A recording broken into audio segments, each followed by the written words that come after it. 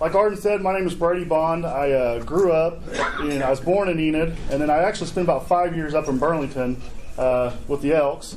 And my grandparents still live in Byron, and my grandmother owned the cafe, or the country cat. I forget, it was the country store or whatnot there in Byron. She had that for quite a few years.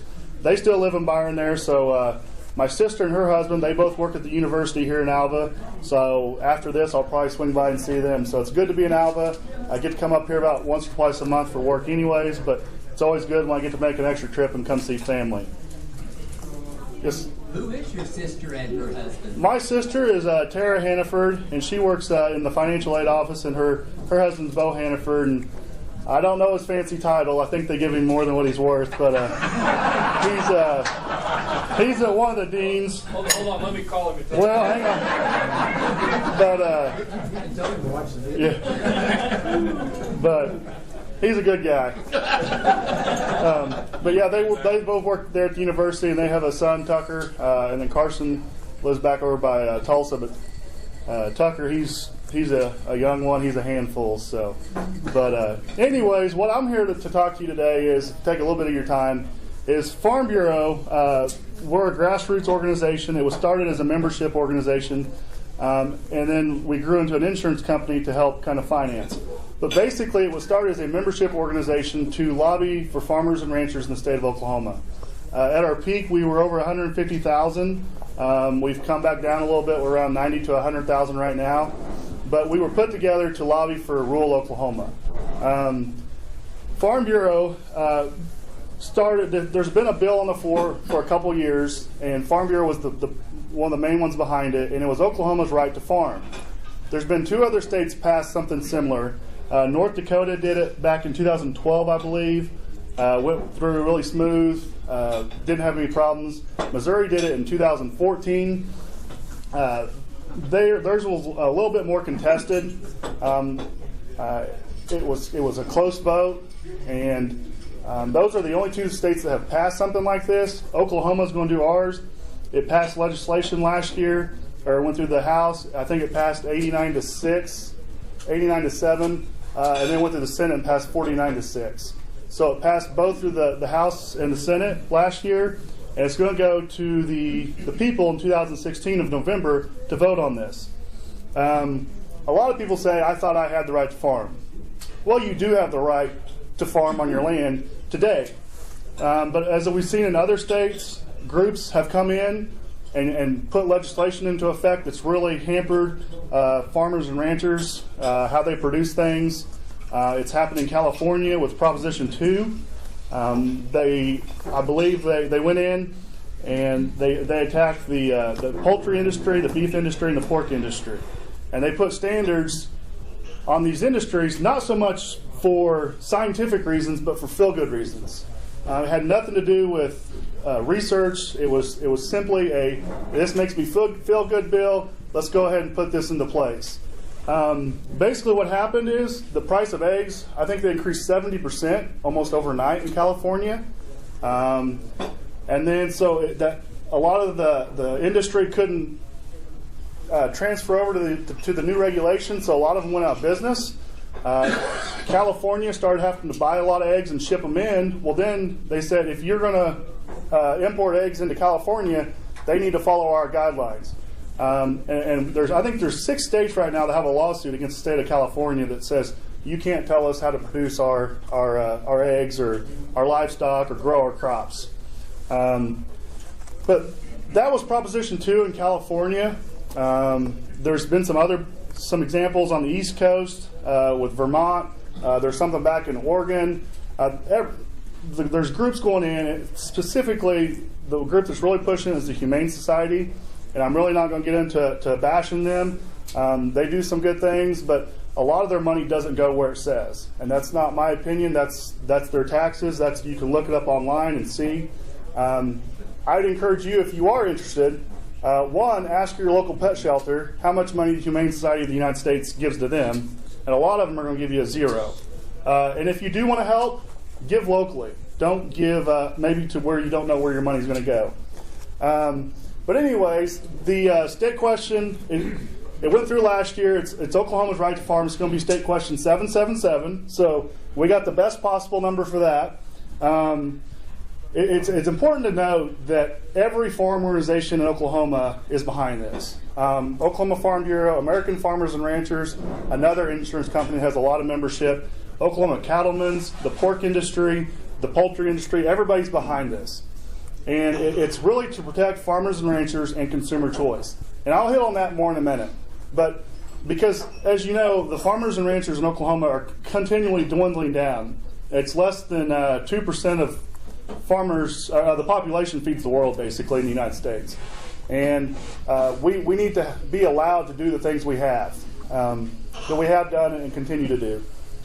Trying to think here, what to compare this to. We have no protection from outside groups coming in and special interest groups and changing our legislation. A lot of people don't realize, like, we have a constitutional right to hunt and fish in the state of Oklahoma. We do not have that constitutional right to farm and ranch in the state of Oklahoma. So basically that's what we're trying to do. And a lot like hunting and fishing, there are seasons when you can fish, there's a season when you can hunt, and a lot like farming, everything that's on the books today are going to be there tomorrow. We're not trying to take anything away. Sometimes we have to take a step back and realize, we had a question about animals. We do not stand for animal abuse. Those people that abuse animals need to be held accountable for their actions, and they need to be prosecuted to the highest extent. Please do not take the wrong message from this and think that's what we're here for. We are strictly here to prevent from any outside groups that are coming in and changing the way we do things. I guess something that's important to talk about, yes, we got to protect farmers and ranchers, but 2 days ago in Oklahoma City, this is who it's really going to affect: consumers. Everyone eats.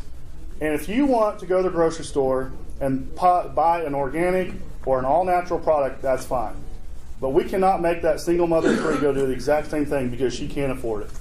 2 days ago in Oklahoma City, organic eggs were $4.97 a dozen. The cage-free eggs were $2.97 a dozen, and then the conventional eggs were $2.17 a dozen. That's in Oklahoma City. We cannot allow people to come in and restrict farmers and ranchers and make the price of the commodities, the products, go up. I was trying to think. Vermont, there was a bill that went on in Vermont, and it was a GMO labeling bill. They wanted everything to be labeled that has a GMO product in it. There's no scientific research that GMO is bad, but they felt like this is necessary, so they pushed it through. Pepsi Cola, Gatorade, and Quick Roads is one company. It was going to cost them $680 million to go into that one state and change all their labeling for their products. And that's, some of this stuff that's going on will transfer to other states, and those prices are going to be passed on to the consumer. Another example, I was trying to think of, sorry, my mind just went blank. Consumer choice. Like I said, if you want to go to a grocery store, that's fine. But in all reality, 26% of the kids in Oklahoma go to bed every night hungry. 26%. That's 1 in 4. So you can go to your local school and count 4 kids, and one of those kids are going to bed hungry. And farmers and ranchers have been their own worst enemy as far as promoting what they've done and why they do it. But in all reality, we provide the most affordable, safest food supply in the world. And now we're kind of being attacked for it. I'm not against regulations. They're necessary. We do need to be aware of what we're doing. But sometimes the government can maybe over-regulate. And that's really what we got to stop. So I do have some brochures. This is going to be a big fight. It's November 2016. It's a presidential election, so we're really worried about that. Tulsa, Oklahoma City, it's really going to be tough to get in there. We've got to get out and educate people. Farm Bureau's behind it. Like I said, there's a bunch of ag organizations, but we've really got to get into the urban areas and fight this. I have some brochures and some frequently asked questions sheets back there, and if you'd like one, we can give you one on the way out. But last but not least, we always need money, but that's not what I'm here for. I'm here to educate. That's really what we need. We got to get into those urban areas and educate people on what's going on. Because at the end of the day, there's a brochure in Piedmont Public Schools, which is rural Oklahoma. I consider Enid, Oklahoma rural. I know it's a city, but it's rural Oklahoma. There was a brochure, and I don't have one on me. I have one in the car. It was a group called Farm, I believe, Farm Movement, and there was a brochure in the school that talked about animal abuse, and a lot of it was outdated. And like I said before, if there's people out there doing that, they need to be held accountable. But there's a lot of people giving the misconception on what's really going on out there. There's groups in Oklahoma right now that are raising money that are against this, and then in the back of that envelope it talks about being a vegan. And if you want to be a vegetarian or a vegan, that's fine. But let's don't. That's your choice. Don't make my choice that I have to do that as well. So if I can leave you with anything, I talked to a lot of kids. I actually got the honor to speak to Northwestern, one of the ag classes there. Steve Snary allowed me to come in. And I tell these kids, get educated. We look around the church I go to, I bring the average age down to probably 62. I mean, it's kind of scary that our kids are not involved. We've got to get people educated.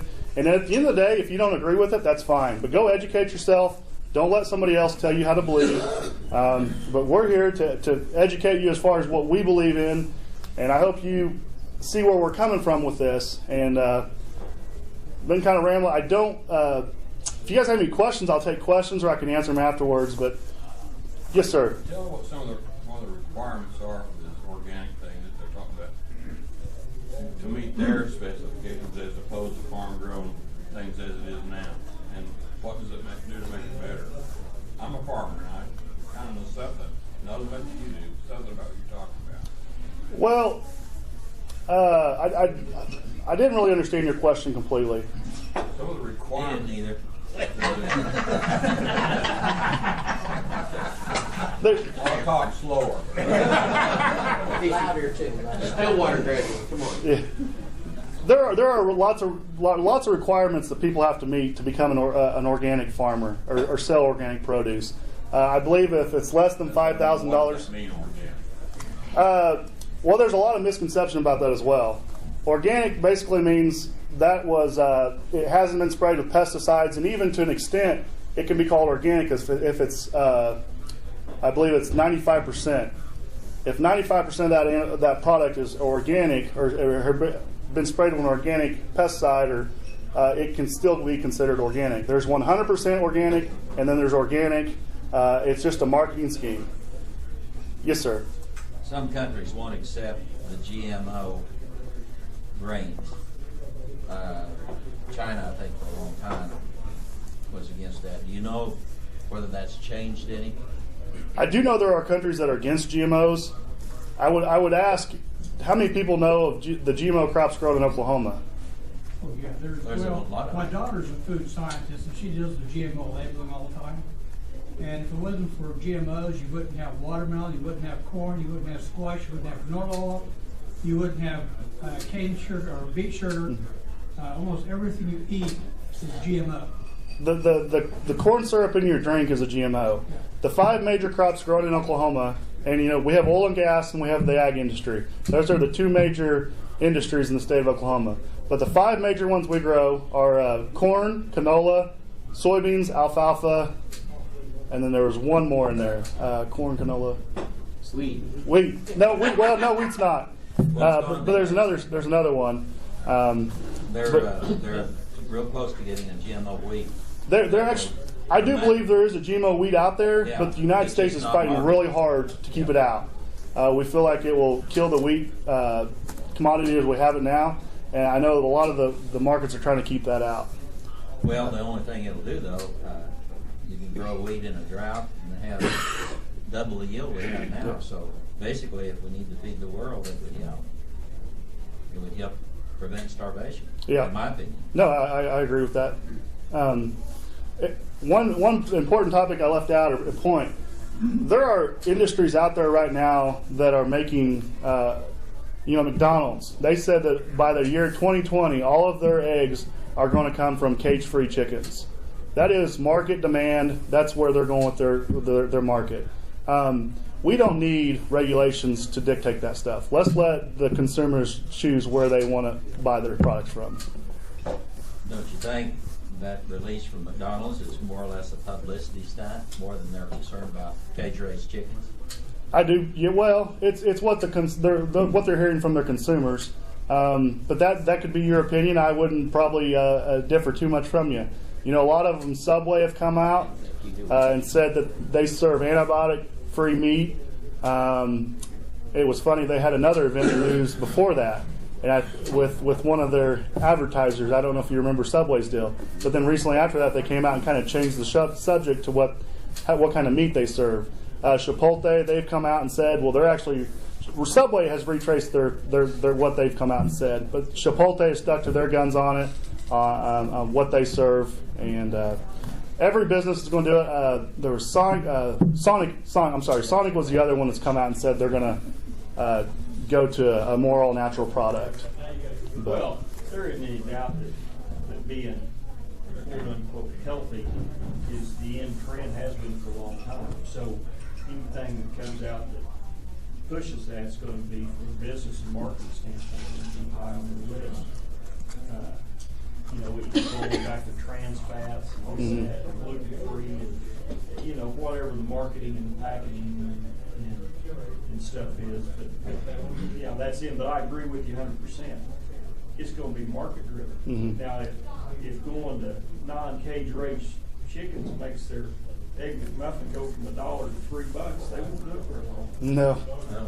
And the consumer won't be buying it. Can't afford. Because Hardee's down the street won't be doing it. So it's going to be consumer driven. Yeah. One other thing, with the wording on this, we learned a lot from Missouri.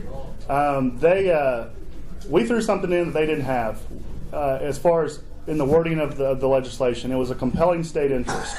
And that's something, some people say, oh, I'm never going to be able to write another law and put it into place with this. That's not true. With the compelling state interest, if there is a compelling state interest that this needs to be here or that this needs to be changed, it can be changed. Eventually that will go to the courts to be decided. But we feel like any protection that we can put between us and other groups is better than having nothing. So, any other questions? If I could leave you with anything, it would just be consumer choice. That's what we have to go back to, in my opinion. I talk to kids, talk to parents. Let's give those people the choice of what they want to do. Let's don't force these individuals to buy something they can't afford. So that's all I have. If you have any more questions, I'll be back there in the back afterwards. And I have some brochures. You're more than welcome to take as many as you'd like. If we run out, I have some more in the car. So thank you guys for having me. See you later.